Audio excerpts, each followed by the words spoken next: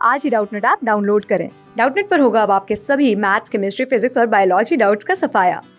बस अपने क्वेश्चन की फोटो खींचो, उसे क्रॉप करो और तुरंत वीडियो सोल्यूशन पाओ। Download now. Good morning students. तो आज का हमारा क्वेश्चन है, why do we hear more clearly in a room with curtains than in a room without curtains. तो मेरे पास दो रूम्स हैं, ठीक है। तो कंसीडर करो मेरे पास दो रूम्स हैं और इन दो में से एक में कर्टेन्स हैं, ठीक है। इस वाले में कर्टेन्स हैं और दूसरे वाले में कर्टेन्स नहीं हैं। तो इन दोनों में से मुझे ज्यादा क्लियरली आवाज पता है किसमें सुनाई देगी? कर्टेन्स वाले में। इसका रीजन क्या है? इसका रीजन ये है कि कर्टेन्स वाले में एको नहीं होगा, ठीक है, लेकिन इसमें एको भी होगा।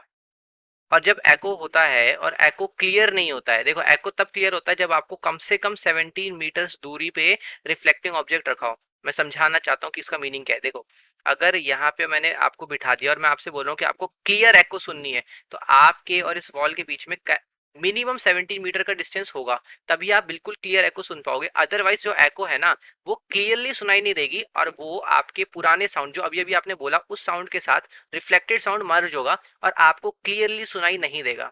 और आप सबको पता है 17 मीटर एक काफी बड़ी वैल्यू है। जनरली जो रूम्स होते हैं, छोटे रूम्स इतने बड़े नहीं होते, 17 मीटर से काफी बड़ी वैल्यू हो गई एक छोटे साइज के जनरल साइज के रूम के हिसाब से।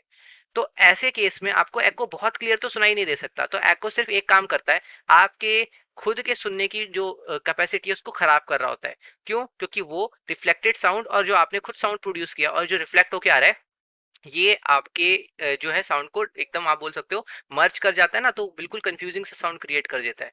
इसीलिए इतने बात तो क्लियर है, मुझे एको नहीं चाहिए और कर्टेन्स में एको नहीं होता। अब ऐसा क्यों? दोनों में दीवारें हैं लेकिन कर्टेन्स नहीं है। कर्टेन्स क्या है? कर्टेन्स आर सॉफ्ट ऑब्जेक्ट्स, ठीक है। और ये जो सॉफ्ट ऑब्जेक्ट्स होते हैं ना, ये साउंड एब्जॉर्प्शन का काम करते हैं, ठीक है, साउंड एब्जॉर्प्शन।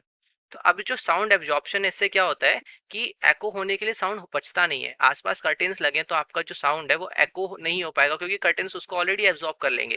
राइट, यहाँ पे एब्जॉर्ब करने के लिए कोई था नहीं, इसीलिए वो पूरा जा रहे हैं, टकरा रहे हैं, रिफ्लेक्ट होकर वापस आ रहे हैं।